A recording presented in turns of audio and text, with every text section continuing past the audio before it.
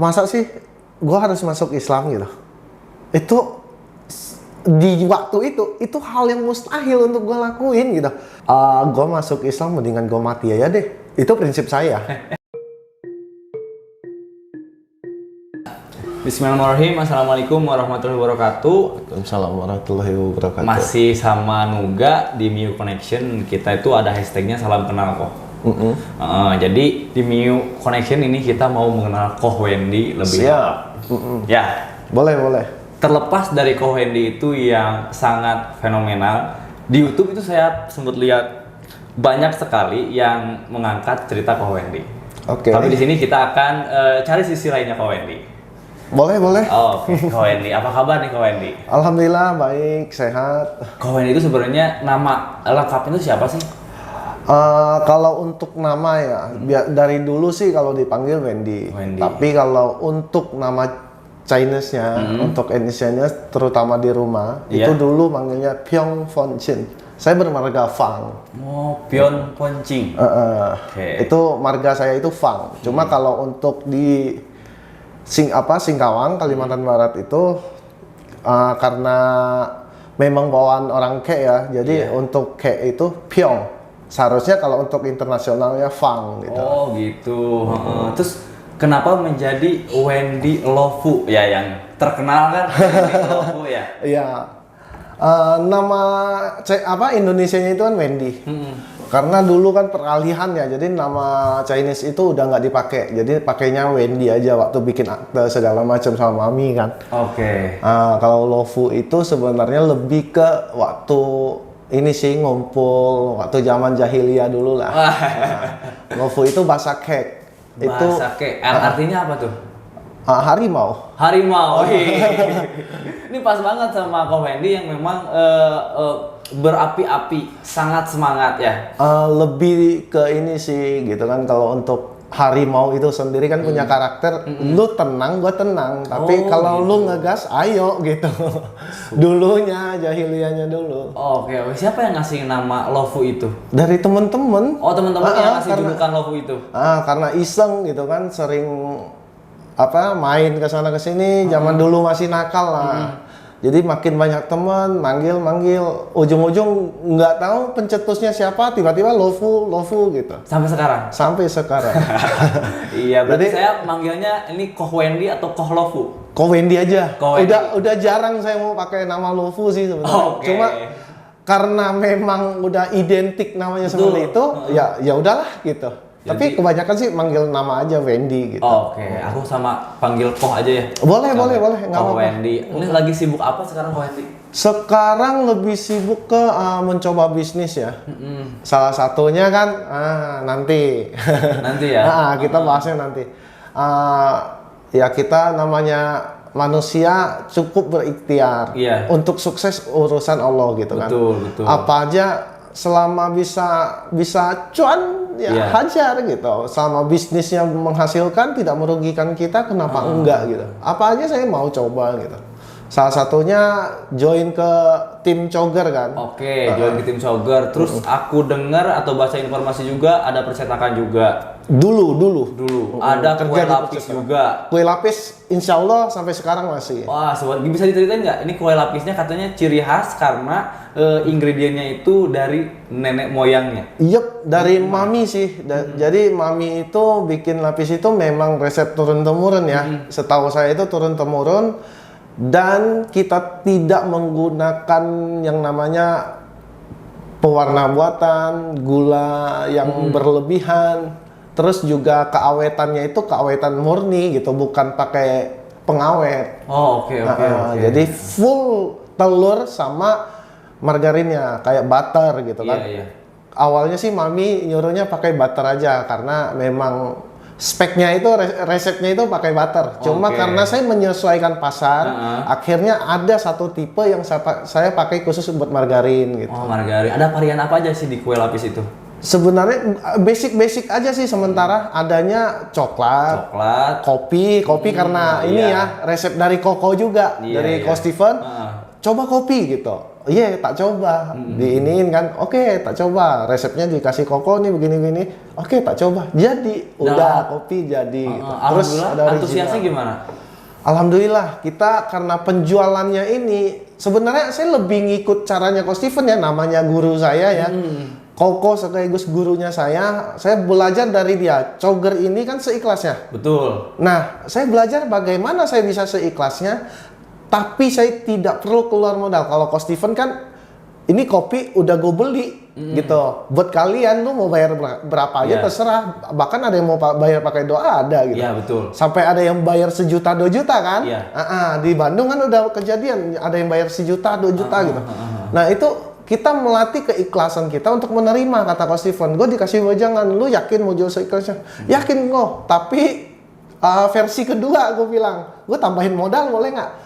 Boleh-boleh aja, karena lumayan ya kalau untuk lapis dari Mami ini memang ya agak high class dikit lah, karena memang juga lumayan kan harganya. Iya. Karena telurnya aja 35 telur. Untuk satu loyang, ukuran 22 cm. Itu satu loyang lapis itu sebanyak 35 telur. Oke. Kurang lebih 2,5 kilo. Kebayangnya enaknya. Kan kalau Coach Steven itu yang saya tahu itu adalah si ikhlasnya itu adalah mensodakohkan bahan-bahan kopinya ya. Exactly. Persis.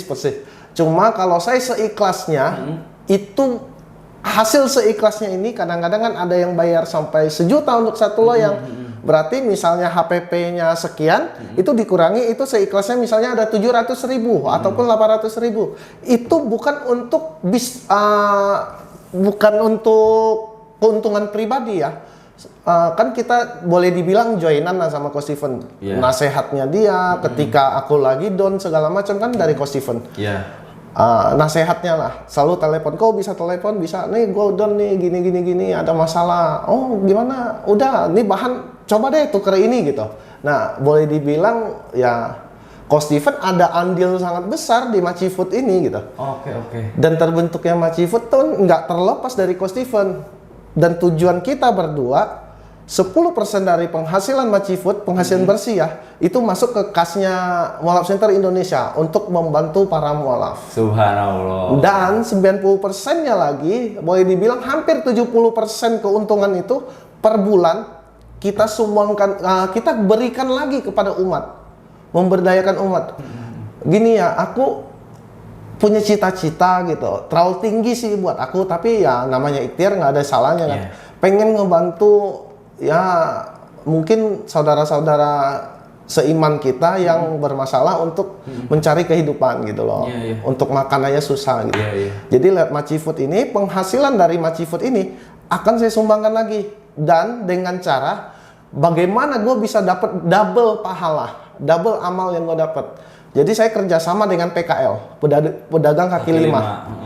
Saya beli ini sehari lu lakunya bisa sampai berapa? Satu warung lu ini dalam sehari bisa laku berapa? Lu bawa berapa? Misalnya kalau ayam ada berapa potong ayamnya, harganya berapa? Udah aku beli.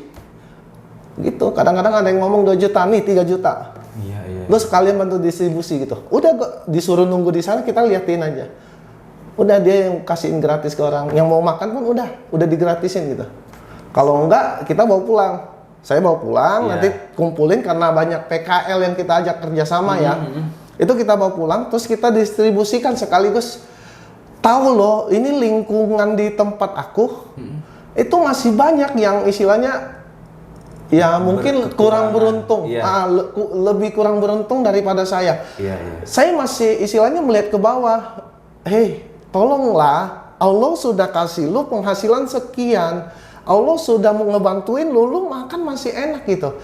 Ada yang mau makan aja masih mikir besok gue masih bisa makan apa enggak gitu kan. Nah itu yang bikin gue terenyuh ketika sebelum bangun Maci Food ya, gue terenyuh banget lihat orang minta-minta gitu kan. Kan bisa lah kita nilai gitu, oh ini bener nih dia makan aja susah gitu. Kita bisa ngeliat lah, kita mau bantu tapi gue nggak punya powernya gitu, nggak punya uangnya untuk ngebantu. Ya salah satu caranya gue bikin kue. Jadi otomatis lebih tepatnya ya, lu donasi ke aku, gue ngasih ke orang, tapi lu nggak cuma ngeluarin duit, tapi gue kasih lu makanan juga, gue kasih lapisnya gitu. sekaligus tujuan lainnya lebih ke menjaga resep dari mami gitu. Oh gitu, iya, karena resepnya turun-temurun ya. Berarti nggak berhenti di aku lagi, nanti kan anak aku bisa lanjutin. Betul. Mungkin betul. kalau mami kan buat ini ya, istilahnya komersil. Kalau aku, karena aku udah muslim, gue pengen bantu orang, tapi gue nggak punya power itu. Udah gue bikin ini, tetap melestarikan resepnya mami. Iya, gitu. analoginya itu tidak memberikan langsung ikannya, tapi memberikan pancingnya. Nah, exactly. Gitu ya? Jadi gue ngebantuin orang juga, istilahnya kita lihatlah PKL ini, apalagi di masa pandemik ini. Dulu kan Mall of Center sibuk nih bikin APD. Sedangkan gue di Jakarta zona hitam, zona merah kan waktu itu bener-bener nggak bisa keluar sama sekali di awal tahun 2019 itu. Iya. Ini aku harus gimana? Sampai Koko kan telepon nih, bareng gitu. Kok gue harus ngapain? Gue nggak bisa kemana-mana. Sedangkan untuk Jabodetabek boleh dibilang kirim APD-nya itu lewat JNE kan. Betul. Kita kerjasama dengan JNE dengan baik gitu. Iya. Lah kok ngapain gitu? Oh yaudah semprot disinfektan. Udah kok, kan udah alatnya udah di rumah gue udah nyemprot tiap minggu. Boleh dibilang seminggu 2 kali. Bosen juga gini-gini doang gitu. Apa yang bisa gue kerjain gitu? Akhirnya Mulai terpikirlah ini. Makanya saya bilang Maci Food tidak bisa terlepas dari Mall of Center Indonesia. Karena ketuanya kami yang ngasih ide gitu. Yaudah, lu mau jualan apa kek? Nanti hasilnya begini-begini. Oh iya juga ya. Terpikirlah resep mami buat jaga melestarikan resepnya mami. Sekaligus saya bisa sedekah. Subhanallah. Jadi keuntungan saya boleh dibilang jarang terpakai sih, kecuali paling buat anak, pampers doang udah selesai sama susu udah. Tuh. Berbicara soal pandemi, si kue lapis ini ada nggak terkena dampaknya? Enggak, karena zaman sekarang tidak pandemi doang ya, karena memang sekarang zamannya udah kita harus mengikuti zaman ya kalau berbisnis. Sekarang ada Gojek, Grab, sosial media. Nah kalau di Grab saya nggak bisa, pernah coba join karena harga seikhlasnya ini tidak bisa dinilai kayak begitu. Akhirnya nggak bisa join ke Grab dan ini Gojek ya. Nggak apa-apa ya sebut merek. Nggak apa-apa. Dan akhirnya pakai media sosial sendiri? Media sosial sendiri. Jadi langsung di media sosial saya, di Instagram, Facebook, sama istri juga, karena gimana ya, istri itu mendukung banget untuk mencari amal ini, dia mendukung banget gitu. Udah hajar, saya dukung gitu. Kita Bismillah aja untuk mencari makan kita sendiri. Aku kan ada kerja gitu. Saya kan sambil kerja. Jadi dari Senin sampai Jumat kita buka orderan, PO, play order ini. Nanti di hari Sabtu dan Minggu kan saya nggak kerja, karena masih kerja di kantoran kan. Sabtu dan Minggu ini waktu luang nih, gue nggak ngapa-ngapain, tiduran di rumah juga nggak benar gitu.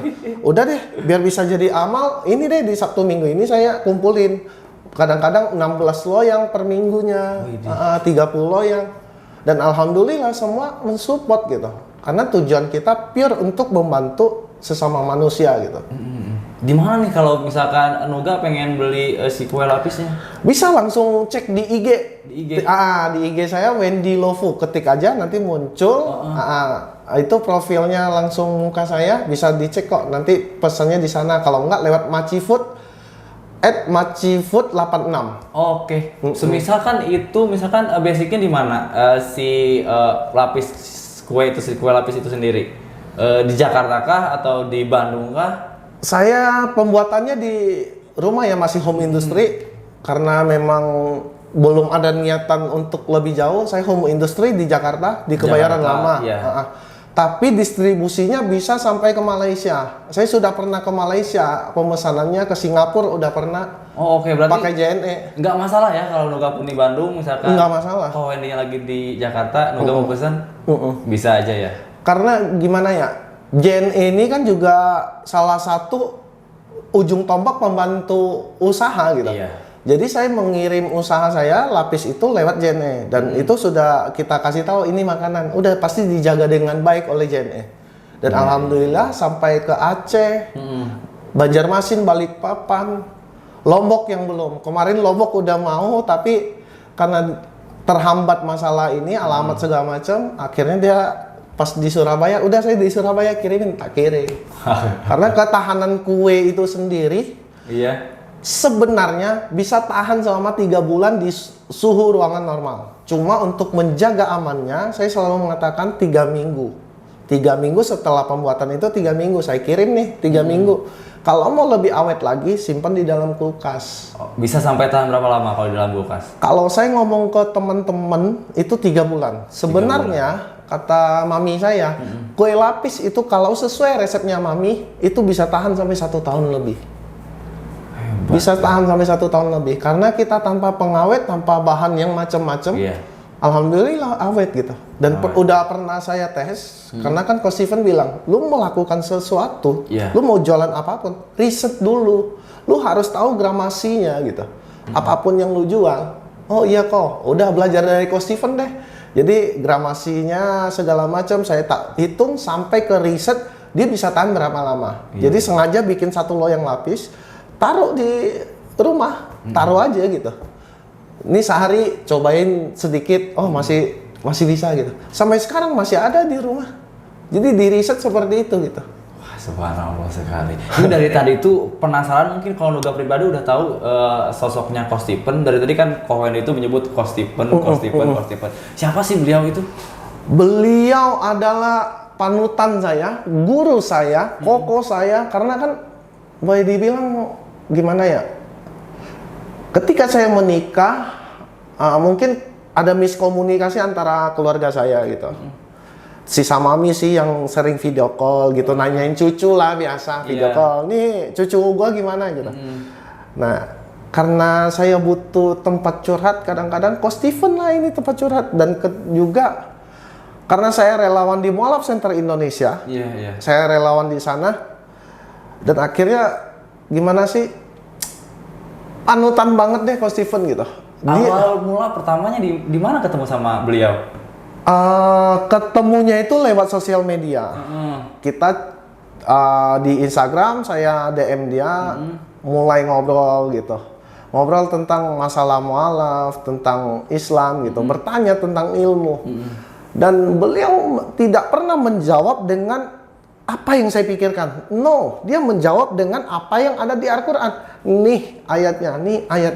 Lu kalau mau nih ayatnya, ini seperti ini. Penafsiran dari guru ini, dari si ini, tapi bukan dari dia gitu. Nah, jadi benar-benar for penafsiran dari guru yang bisa dipercaya gitu. Dari syekh yang bisa dipercaya gitu kan. Jadi ya alhamdulillah, gimana sih ya, buat gua Coach Steven itu sosok yang mungkin dari 1000 orang cuma 1 yang seperti itu gitu. Dia benar-benar panutannya Mualaf Center Indonesia, ketua Mualaf Center Indonesia yang boleh dibilang gila-gilaan dalam membantu kejadian bencana. Kita lihat aja ya waktu di Kalimantan Timur, Sulawesi itu kan terjadi bencana ya.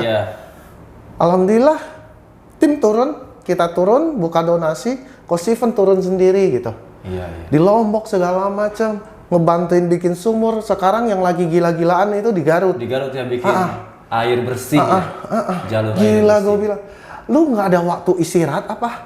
Wen, gue istirahat ketika gue udah mati. Iya, itu memang itu nggak ada istirahatnya. Nah, kadang-kadang kita mau mengimbangi dia ya susah. Jadi gimana sih? Orang seperti ini 1001 gitu. Mungkin banyak gitu yang gua nggak ketemu. Cuma ini yang aku kenal gitu. Jadi ketika ketemu dia, kita selalu haus akan ilmu. Kok sengaja pancing kok. Nih begini nih, gua ada kasus begini. Gimana ya jalan keluarnya? Udah keluar semua ini ilmunya istilahnya nggak pelit sama ilmu gitu loh. Sampai dari Islam ke bisnis, sampai ke keluarga pun dia istilahnya ya ilmunya itu boleh dibilang ya lumayan lah ya. Bukan lumayan lagi, malah di atas rata-rata. Betul, gitu. saya pernah sedikit berbincang sama beliau. Beliau itu bisa jadi pilot juga. Bisa itu saya tahu. Arsitek juga. Beliau juga terus itu nggak pandang bulu, mau pekerjaan apapun dia lakukan. Dan memang down to earth, humble orangnya. Nah itu sih yang saya kagumkan dari beliau juga. Mungkin kita sama-sama kagum sama beliau ya. Dan menurut di mata Ko Hendy itu Coach Steven itu seperti apa sih? Ada nggak kejadian yang membuat Ko Hendy, wah ini nih? Ketika Mualaf Center pertama berdiri. Kenapa tuh? Gimana sih? perjuangan beliau gitu. Iya. Mualaf Center nggak ada hari ini kalau nggak ada dia. Iya. Tanpa perantara dia, Allah mengizinkan melalui perantara dia Mualaf Center nggak seperti ini sekarang gitu. Bagaimana perjuangan kita ngebelain mualaf? Iya. Ya, perjuangan kami di Mualaf Center untuk membantu para mualaf itu tanpa sosok beliau susah gitu. Karena kita banyak keterbatasan kan, keterbatasan waktu, keterbatasan untuk ya ngebantuin mualaf itu kan nggak sesimpel yang kita bayangkan gitu. Awalnya saya pikir ngebantu mualaf itu ya gitu-gitu aja, ternyata lebih kompleks dari yang aku alamin gitu. Gua sendiri udah mualaf gitu, pernah jadi mualaf, mantan mualaf lah. Sekarang saya muslim yang baru lah, newbie lah di muslim gitu. Nah, ketika saya jadi mualaf, ya masalah aku kayak begini, ternyata masih lebih banyak yang rumit kan. Dan satu-satunya orang yang memiliki 1000 cara untuk menyelesaikan masalah mualaf ya Coach Steven. Karena salah satu kata-kata yang selalu saya pegang, jangan terpaku sama masalahnya, tapi jika ketemu masalah cari solusinya. Lo mau marah pun percuma gitu. Iya. Dan beliau itu nggak pernah marah kok. Iya. Kalau menurut aku yang tahu ya, dia itu beliau nggak pernah marah. Terus kalau ada kesalahan aku nih yang berbuat salah sama beliau itu selalu bilang, ketika kamu berbuat salah, berarti itu salah aku, salahnya Coach Steven. Karena beliau belum bisa mendidik saya menjadi lebih baik. Kata seperti itu. Itu sih yang membuat saya sampai sekarang itu amazed banget. Persis. Iya. Lihat aja Coger, lihat aja Miu yang berjalan sekarang. Gimana sih ya? Kalau Coach Steven orang yang nggak benar, nggak mungkin Allah izinkan seperti ini gitu loh. Iya. Semuanya Allah izinkan, ikhtiar kita seperti apapun. Kalau Allah tidak mengizinkan, nggak kun fayakun, nggak makan jadi gitu. Iya. Alhamdulillah Coger udah sampai 40-an cabang. 40 lebih kayaknya. 40 lebih. Tepatnya berapa saya juga kurang tahu karena juga baru join di Coger gitu. Ya alhamdulillah sih gitu. Gue lihat Coach Steven perjuangannya salah satu sosok kokoh buat gua yang bisa gua pelajarin dari hidupnya gitu. Kita tidak mungkin melakukan kesalahan yang sama yang berulang-ulang. Belajarlah dari kesalahan orang gitu. Nah, kalau Coach Steven, kita belajarlah dari cara dia untuk menggapai dunia, istilahnya kita kan nggak melulu ngomongin uang gitu. Kita ngomongin amal, ngomongin bisnis gitu. Harus balance gitu loh. Harus 50-50 lah. Allah menciptakan kita untuk beranak pinak ini ya harus dengan bisnis juga gitu, dengan mencari nafkah untuk anak gitu. Bahkan dulu tuh saya sempat baca berita juga, Coach Steven itu mendonasikan seluruh hartanya atau 12 M lebih ketika itu pandemi. yang saya belum sanggup. Dan sampai menjual rumah. Bahkan beliaunya ngontrak. Iya. Tinggal di rumah mertua katanya. Nah, itu gimana sih ya? Kadang-kadang pengen marah tapi dia bilang, "Lu gimana sih? Ini titipan Allah buat gua." Iya. Bukan bagaimana cara aku menghabiskannya, tapi bagaimana cara aku mengembalikannya ke Allah. Tapi di pikiran aku yang masih dangkal ini gitu, lu gila-gilaan amat sih gitu. Udahlah open donasi dapatnya sekian, lu mau tambahin 10 juta, 20 juta, udah selesai. Pemikiran kita kan seperti itu. Ini dihabisin semuanya. Bahkan ya salah satu sosok yang di sampingnya ini istrinya legowo gitu loh, kata orang legowo, udahlah gitu, lu mau kayak begini gue dukung gitu. Nah itu subhanallah. Makanya aku bilang 1000 orang mungkin baru ada satu, itu baru mungkin gitu. Iya. Semoga beliau sehat-sehat ya. Amin. Nah, kita rehat minum dulu dong kok. Siap. Nah ini salah satu nih, insya Allah nanti join juga nih saya ke sini. Franchise-nya kan lumayan nih. Apa ini kok? Miu. Jadi salah satu unggulan dari Coger juga. Boleh dibilang anak cabang lah ini. Masih. Ini minum yuk. Minum yuk. Dan katanya ini memang adalah solusi ketika teman-teman yang kerja itu dirumahkan atau bahkan di PHK. Persis. Karena aku ngebaca dari websitenya segala macam. Untuk dapat franchise ini cuma 4,5 juta, lu bayangin. Iya, terjangkau banget sih menurut. Zaman sekarang siapa yang ngasih franchise cuma segitu? Iya. Iya Tanpa dong. harus ribet mikirin gimana konsepnya, terus bahan-bahannya juga disuplai. Gitu ya. Pertama kali minum Yu ini launching kan Coach Steven bilang, "Wen, coba bikin sendiri." Udah diracik segala macam kok. Franchise-nya gimana? Udah satu sasetan kayak begini kata. Lu tinggal bikin gampang banget. Jadi Sangat dipermudah ya. yuk persis. Makanya aku bilang ini minumannya juga istilahnya dengan harga yang terjangkau. Biasanya orang bikin harga terjangkau berarti kualitas turun. Iya. Hukum bisnis lah. Betul. Tapi ini gua lihat susunya susu ya lumayan bagus, bukan Iya. lumayan lagi. Memang bagus. Susu yang mahal Iya, untuk yang jalan. standar nasional lah ya. Jadi jatuhnya kan kalau untuk ya namanya saya Cina ya, di otak itu kan bisnis. Lu jual harga segini, lu bisnis pakai barang yang mahal-mahal semua. Iya. Nggak masuk ke HPP. Loh, lu bisnis amal kan? Oh iya. Sama Coach Steven bisnis amal. Gue ngebangun ini buat bantuin orang biar bisa bangkit lagi gitu. Tapi kan logikanya gue ngebantuin orang ada batasnya gitu. Ya lu kalau mau ngambil franchise-nya. Dan akhirnya kita kan kemarin sempat diskusi juga gitu.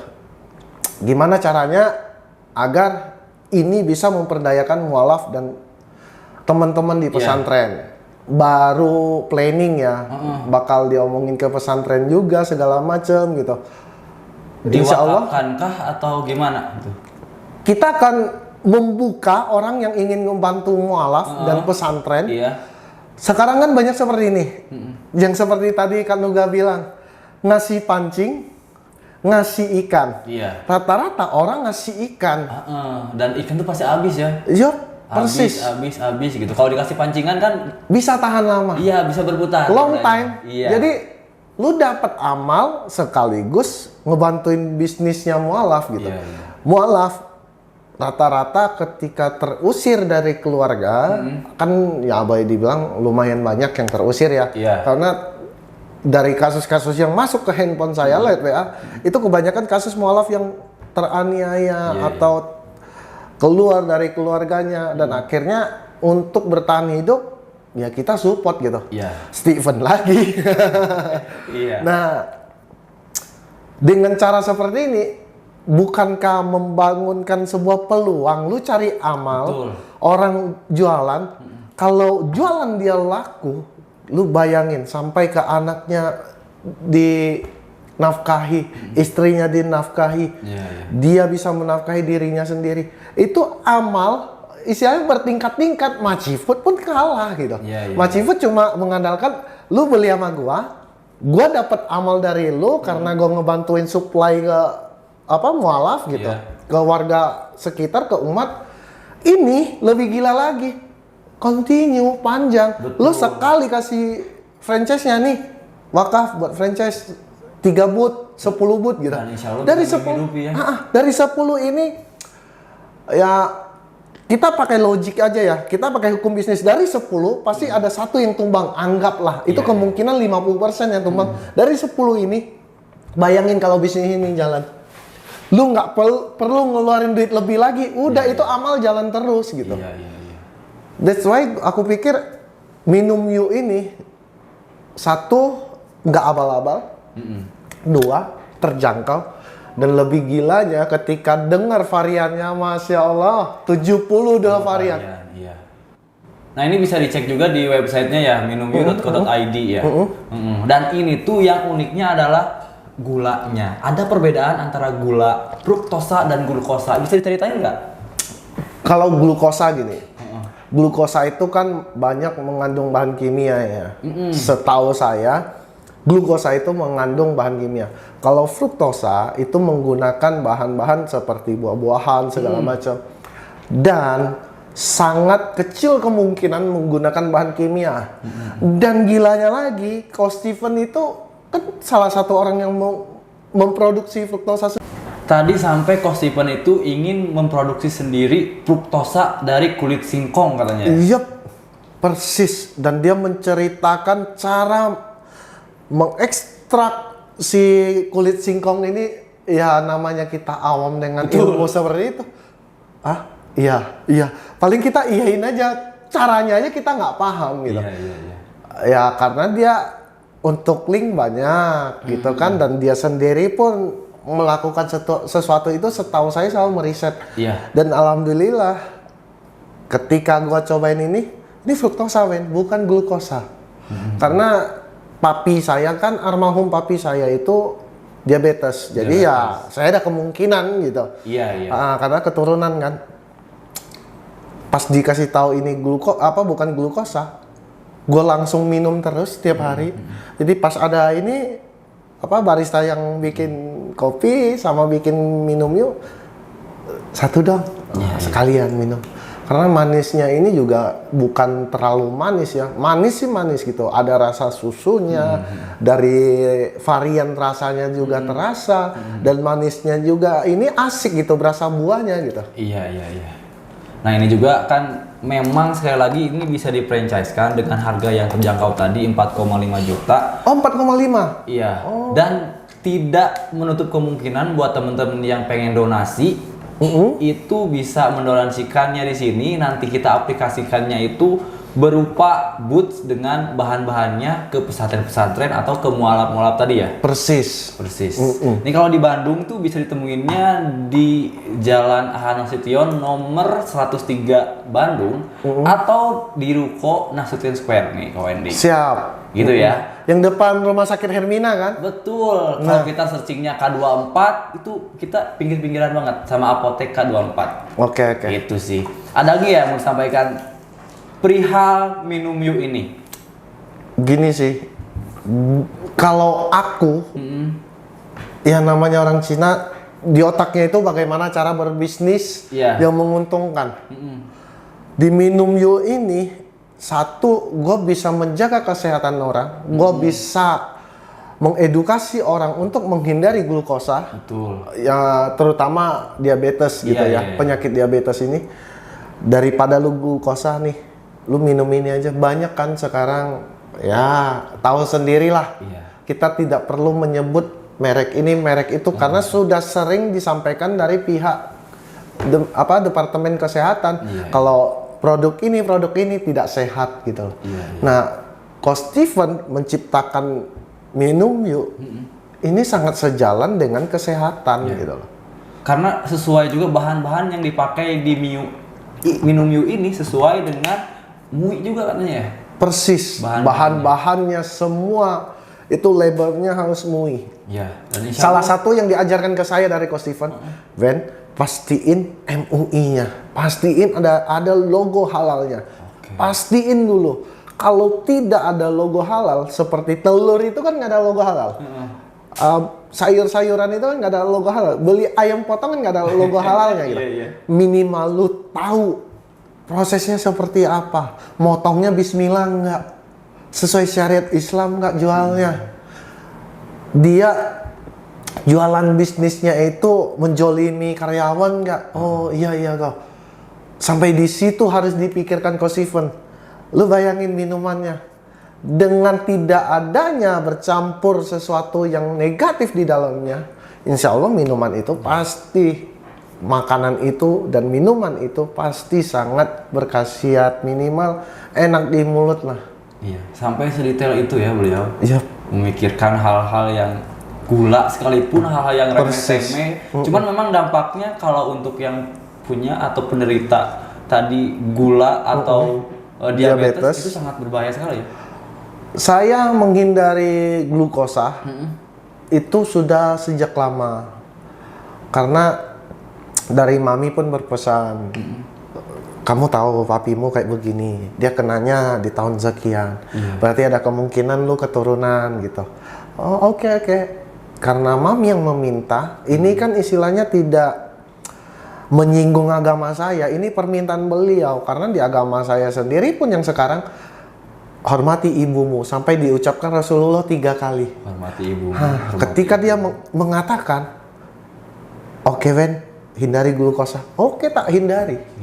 Sampai sekarang karena permintaan mami gitu. Iya. Makanya minuman seperti ini bisa saya jual karena nggak mungkin saya menjual sesuatu tidak saya minum dulu kan gitu. Iya. Berarti Ko Wendy sudah melakukan franchise ini?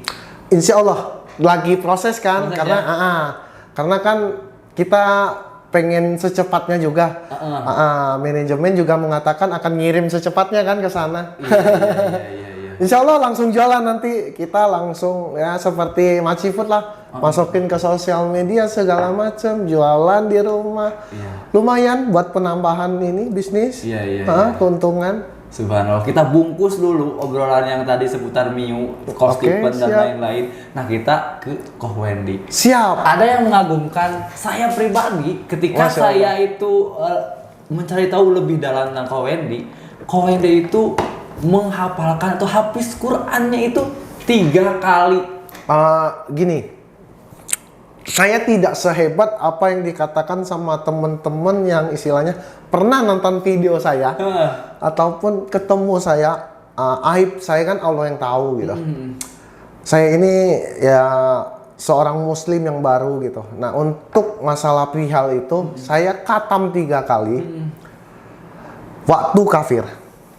Bukan ya gimana ya, ketika kafir tujuannya itu nggak benar, untuk khatam ini nggak benar gitu. Tujuan saya membaca isi Al-Quran ini gimana sih, dulu saking nakalnya dan saya pun ya namanya orang Chinese ya, memang ini diri saya sendiri ya, saya nggak mewakili teman-teman etnis Tionghoa lainnya, karena saya sangat rasis terhadap Islam, deket-deket sama orang Muslim pun saya nggak mau dulu. Dan akhirnya ketika saya merasa saya tidak punya agama lagi, saya kan sempat menjadi etis. Karena tidak percaya dengan adanya Tuhan lagi gitu. Nggak menemukan Tuhan deh di agama yang sebelumnya gitu. Nggak perlu sebut agamanya apa sih. Intinya ketika saya menjadi etis, masa sih gue harus masuk Islam gitu. Itu di waktu itu hal yang mustahil untuk gue lakuin gitu. Gue masuk Islam mendingan gue mati aja deh. Itu prinsip saya. Dan akhirnya bagaimana caranya biar nggak ada agama sekalian gitu, nggak ada agama yang benar sekalian gitu. Tak buka Al-Quran, gue cari kesalahan Al-Quran gitu. Udah berawal dari ingin mencari-cari kesalahan Al-Quran. Dan setelah 3 kali ada nggak kesalahan Al-Quran? Di pertama kali saya berusaha memfitnah Rasulullah karena Al-Quran itu ada karena dari Rasulullah gitu. Rasulullah diperantarakan sama Allah gitu. Allah mewahyukan kepada Rasulullah, Nabi Muhammad, Nabi terakhir yang saya percaya, itu terbentuklah Al-Quran. Dan di situ tujuan saya meneliti, gue pengen sosok ini tuh hancur gitu. Gue pengen buktiin Al-Quran ini ada kesalahan. Sampai 3 kali? Sampai 3 kali. Di pertama kali saya masih bersemangat. Di kedua kali saya mulai menyadari, ini cuma ada 2 kemungkinan. Karena di masa itu masih gimana sih, banyak film-film tentang penjelajah waktu segala macam. Ini cuma ada 2 pilihan nih, antara traveler, kalau enggak ya memang dia utusan Tuhan gitu. Karena di prinsip saya, kitab itu tidak boleh ada letak kesalahan. Letak ya, bukan salah. Kalau salah apalagi gitu. Ini isi kitabnya udah salah, udah ini bukan kalimat Tuhan. Karena yang kita cari ke agama itu adalah surga dan neraka. Kita nggak mungkin mau cebur ke neraka, pasti nyari surganya. Berarti kalimat di kitab itu harus benar semua. Letak kesalahan aja nggak ada. Di kedua kali saya membuka lagi, mencoba lagi, menemukan kesalahan itu. Sampai titik koma pun saya tidak merasakan kesalahan gitu. Mungkin kata pernah ya sampai di WA gitu. Lu mau cari kesalahannya? Nih, udah revisi 3 kali. Hey, ini bahasa Indonesianya yang direvisi. Yang saya baca bahasa Indonesianya memang direvisi. Tapi bahasa Arabnya sampai titik koma pun itu tidak ada revisi sama sekali. 1400 tahun yang lalu loh. Sampai sekarang. Dan hebatnya, uniknya nih, Al-Quran itu diikuti oleh sains. Bukan dia mengikuti sains. 1400 tahun yang lalu dari mana kita tahu ada terjadinya Big Bang?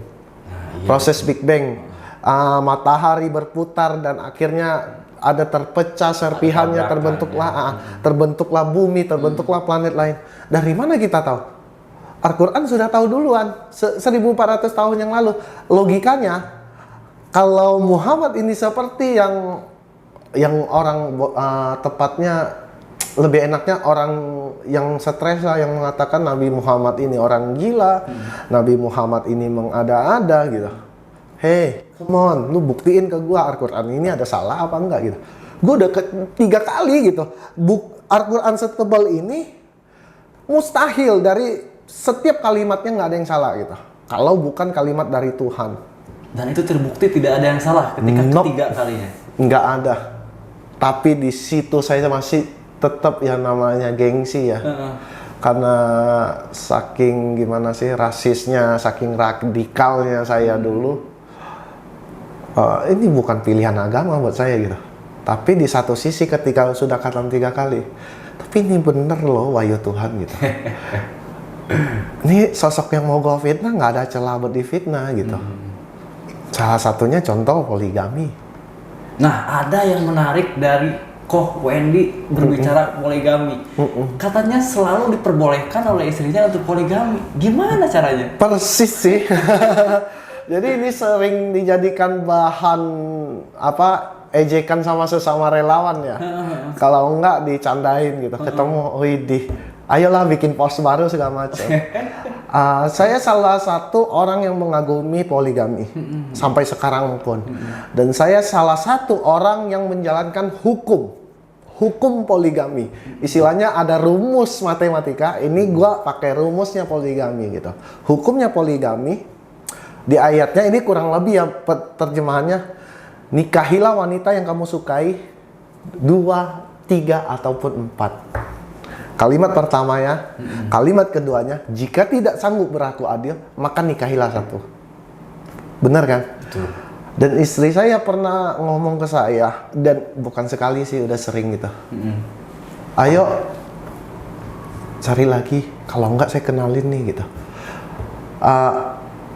Jatuhnya ke edukasi sih ya, karena saya tipe orang yang menerapkan hukum poligami. Gue nggak sanggup berlaku adil. Gue istilahnya, lu paham lah di hati lu ini, lu sanggup nggak sih adil gitu?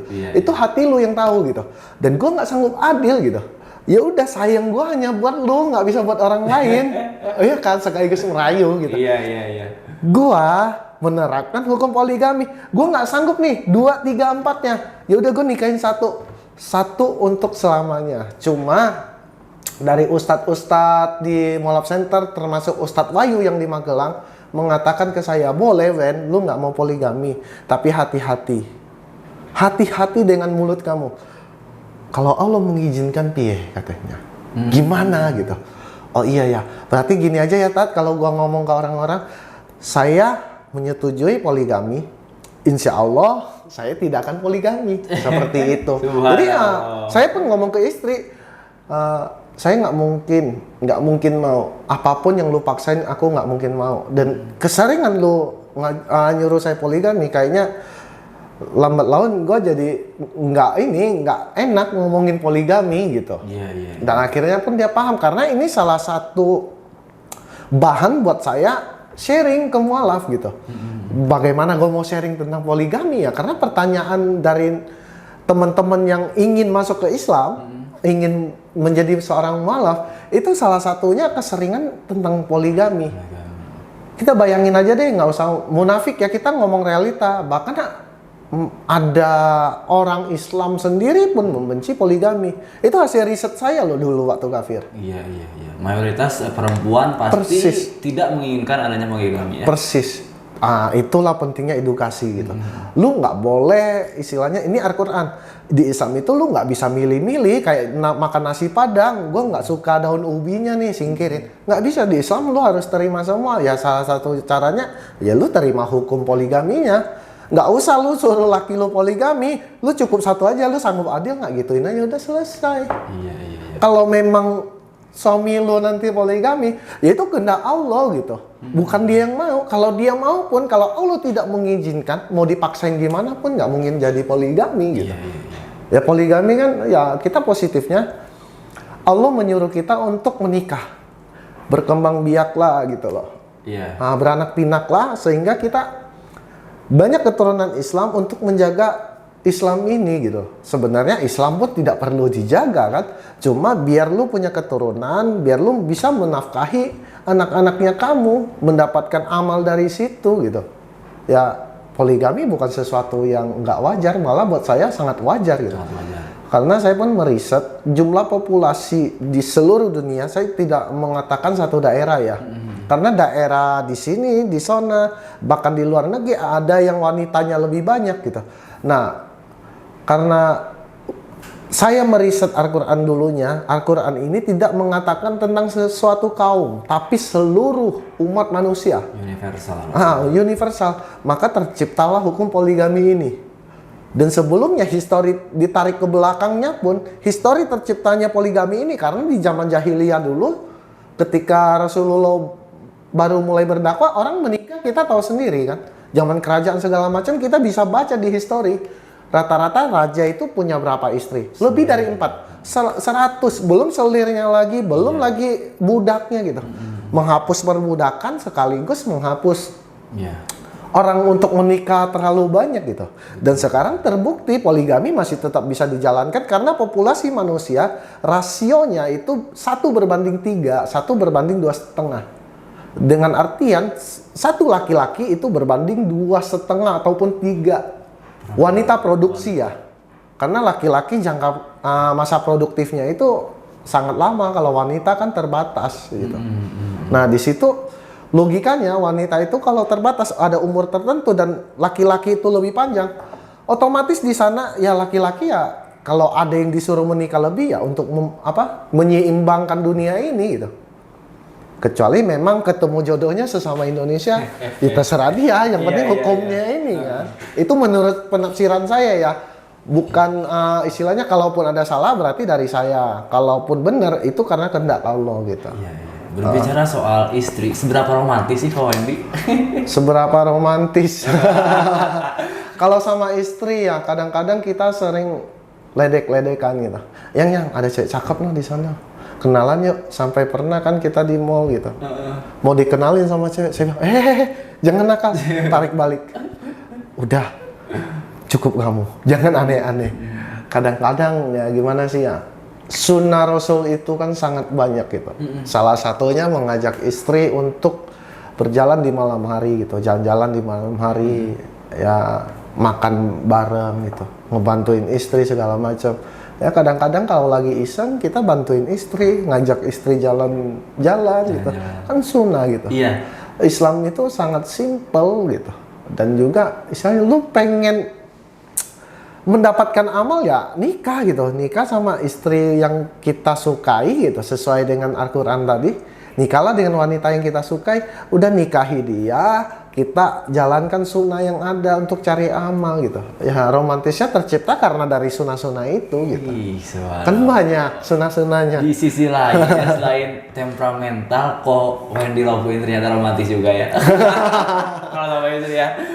Alhamdulillah. Alhamdulillah. Berbicara lagi soal Ko Wendy, ada lagi informasi bahwa Ko Wendy itu sering diganggu jin katanya. Gini, dulu, itu dulu. Jadi sebelum saya benar-benar jadi relawan, masih sekedar istilahnya pas di sini lagi kosong ataupun saya lagi senggang gitu. Nanyain ke Coach Steven, kok ada kerjaan nggak ini segala macam buat mualaf. Oh ada nih, baru gitu kan, baru sebatas itu. Dulu ketika saya masih menjadi etis itu tidak berasa apa-apa gitu. Tapi ketika saya sudah mulai rajin sholat, mulai menjalankan sunnah ini segala macam, numbuhin jenggot lah, sholat subuh lah, dan akhirnya mungkin waktu kafir itu kan saya nakal gitu. Nah, kenakalan saya biar antara saya dan Allah yang tahu gitu. Jadi ketika di waktu nakal itu akhirnya berontaknya pas ketika saya di Islam. Dan satu sisi juga saya ngambil sisi positifnya gitu. Setan itu benci dengan orang yang lurus. ibaratnya paku yang lurus pasti diketok terus. Istilahnya dikasih cobaan terus. Allah kasih cobaan, gua digangguin sama jin. Sholat aja nggak bisa. Ketika saat subuh, ngambil wudhu, ini merah semua karena kepanasan. Kita logikanya ini subuh-subuh, air pasti sejuk dong. Iya. Gue merasa kepanasan. Nggak tahu karena mindsetnya aku tercipta seperti itu ataupun masalah jin gitu. Jadi akhirnya kan di Islam lu nggak boleh minta ruqyah sendiri gitu. Tapi logika gue kalau gue bertahan dalam keadaan seperti ini, gue sholat aja terganggu gitu. Akhirnya saya mencoba mencari salah satu di Molab Center yang bisa ruqyah. Itu Pak Yunan. Nah di situ dengan Pak Yunan, aku mulai kenalan, disuruh ke rumahnya. Kita tes ya, kalau nggak ada, lu nggak bakal ngerasain sakit ketika aku bacain ayatnya Al-Quran kan. Iya. Ayat-ayat Al-Quran mah gue sering baca gitu. Tapi gue lupa ketika gue mulai bereaksi ini, istilahnya mulai merasa digangguin jin, itu gue sama sekali nggak baca Al-Quran, sedikit pun nyentuh pun enggak gitu. Gue lupa, dan gue pikir baca Al-Quran mah santai aja kali gitu. Dan akhirnya ketika mulai diruqyah, itu sampai selesainya aku tuh nggak sadar atau nggak sadar gitu. Akhirnya diceritain sama Pak Yunan, Wen, gue udah ngomong sama Koseno, salah satu ini ya senior di Molab Center, siapin kafan karena kemungkinan lu lewat ketika di ruqyah. Segitunya kah ruqyah? Enggak, baru kali ini gue ngeruqyah yang kayak gini. Berarti lu harus jujur sama gue, lu ngelakuin apa aja, karena sama ini gue nggak mau cerita ke orang, itu aibnya saya gitu. Betul. Tapi karena untuk ngebantu proses saya sendiri, akhirnya saya cerita ke beliau, ini loh dulu saya begini-begini, oh pantes lah, lanjut lagi ruqyahnya gitu. Akhirnya alhamdulillah sekarang jin aja mungkin takut kali. Nih di tengah-tengah kesibukannya Ko Wendy, ada nggak sih yang bikin Ko Wendy stres? Stres dalam artian? Stres karena pekerjaan banyak, capek. Oh, dan self healingnya itu apa sih dari Ko Wendy kalau lagi merasa stres gitu? Gini, sejak saya masuk Islam, saya mengamalkan semua yang ada di Islam. Stres itu wajar. Kita ngomong sesuatu yang realita ya. Stres itu wajar. Tapi healingnya ini sangat gampang. Baca aja ayat Al-Quran. Itu paling gampang kok, seorang muslim itu sangat dipermudah. Lu ada masalah, wudhu. Dan saya pun belajar dari salah satu ustadz yang sering saya ikuti, Syafiq Basalamah. Iya. Ketika lu punya masalah, hamparkan sajadahmu, men. Lu ada masalah, hamparkan sajadah, sholat 2 rakaat. Mau waktu apapun itu.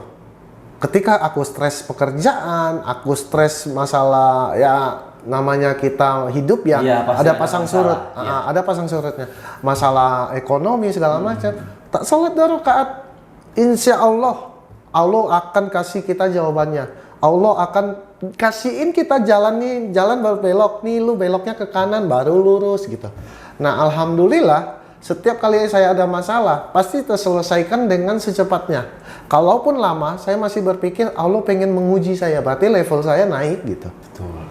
Kalaupun saya dimiskinkan lagi sama Allah, berarti Allah berkehendak. Ini ujian level atas gitu. Oke, lu kasih gue ujian, pasti gue jalanin. Gue pengen buktiin, gue sanggup sebagai seorang muslim gitu. Gue buktiin ke siapapun, termasuk kadang-kadang ya nyeleneh sih sampai digeplak kepala saya sama ustadz-ustadz. Gue pengen ini nantang Allah, cobaan apa lagi yang lu kasih gitu. Karena di setiap sholat subuh ataupun sholat maghrib gitu ya, sholat isya salah satunya yang sering saya minta kepada Allah, ya Allah cabut nyawaku jika saya tidak lagi berguna untuk umat. Karena ini sejalan gitu. Kalau gue udah nggak berguna lagi, buat apa saya hidup? Menyia-nyiakan waktu saya, menambah aib saya, menambah dosa saya gitu kan. Saya juga nggak mau gitu. Dan salah satu yang saya minta, ya Allah, hidup ini terlalu tenang. Ujilah saya. Berarti semakin gue diuji, ibarat paku itu tadi. Semakin tajam. Kalau gue udah bengkok, Allah nggak mau nguji gue lagi gitu loh. Udah capek, ini udah bengkok, udahlah paku yang lain gitu. Ibaratnya seperti itu. Nah, aku pengen seperti paku yang lurus ini gitu. Ujilah saya terus ya Allah. Karena di Al-Quran pun Itu tertulis sangat jelas. Kenapa saya berani menantang seperti ini? Ujian yang datang kepada makhluknya, kepada umat manusia, itu sesuai batasannya manusia. Sesuai takarannya. Sesuai takarannya. Tidak mungkin kita tidak bisa melewatinya gitu. Iya. Cuma kadang-kadang kan pasti ada yang ngomong gini, sebelum diserang nih sama hater gitu. Banyak loh yang bunuh diri karena diuji sama Tuhan gitu. Dia punya masalah kehidupannya, masalah pribadinya, dia bunuh diri. Ya kasarnya, lu ngapain bunuh diri? Bunuh diri itu neraka. Lu hadapi aja, jangan menghindar dari masalah yang akan datang. Lu udah hadapi aja, bismillah. Bismillah, insya Allah lu jalannya lurus, masalah selesai gitu. Itu aja sih. Jadi kehidupan aku ya meminta ujian sih sama Allah. Sama meminta dimatiin sekarang juga kalau saya sudah tidak bermanfaat buat umat gitu. Emang ujian apa yang pernah didapat yang menurut Kak Wendy, wah ini udah berat? Yang paling berat ketika ada miskomunikasi. Ketika saya waktu itu mau menikah gitu, ada miskomunikasi yang mungkin kesalahan saya gitu. Lumayan berat buat saya karena buat saya keluarga itu nomor satu. Kita nggak ada siapa-siapa, ini pasti keluarga yang ngebantuin kita gitu. Lu mau ngebantuin pun dalam ajaran Islam, bantulah keluargamu dulu, setelah keluargamu sukses semua baru sekeliling. Setelah sekelilingmu sudah terbantu semua baru orang luar gitu. Nah dari situ aku juga istilahnya ini sesuai dengan Islam gitu. Dan saya harus menghargai keluarga saya, cuma ya itulah ujiannya. Allah ingin aku dijauhkan dari keluarga gitu. Dengan miskomunikasi ini gitu. Ya, alhamdulillah lah. Terselesaikan. Belum selesai gitu. Nah, kita doain semoga cepat Insya Allah, selesai. insya Allah. Nah kalau boleh tahu, Kak Wendy sekarang umurnya berapa? 31. 31. Ada satu pertanyaan. Oke. Kak Wendy beri pesan-pesan ke Kak Wendy 30 tahun lagi. Misalkan sekarang Kak Wendy 31. Ke Kak Wendy yang nanti 61. Kak Wendy mau bilang apa? Boleh ke kamera. Oke. Tetap istiqomah, pegang teguh Islam, karena kita sendiri sudah berjanji syahadu alla ilaha illallah wa syahadu anna muhammadar rasulullah. Jadi ketika terbesit, kadang-kadang kan banyak yang bilang murtad gitu. Banyak yang tiba-tiba murtad lagi gitu. Insya Allah tetap istiqomah, jangan sampai terjadinya pemikiran mau murtad gitu. Itu hal yang sangat bodoh yang akan saya lakukan. Jangan sampai. Terima kasih Kak Wendy. Nanti Kak Wendy setelah insya Allah kalau umurnya panjang dan bisa menonton video ini di 30 tahun yang akan datang, Kak Wendy akan menonton ini. Dan terima kasih banyak Kak Wendy telah meluangkan waktunya. Ini sebuah kehormatan, honor banget buat. Nggak, malah kehormatan buat saya ada di Nuga Channel ini. Terima kasih bener-bener sebuah kehormatan gitu loh. Di Bandung kita paling WA-an sama teman-teman, kita sesama relawan, sama ini link segala macam gitu, bahas malam. Ini malah diundang, yuk podcast yuk. Ya Allah, kapan lagi gue diundang podcast gitu. Beliau sangat rendah hati sekali ya, padahal beliau itu kalau di podcast yang lain, wah luar biasa. Sekali lagi terima kasih banyak Kak Wendy.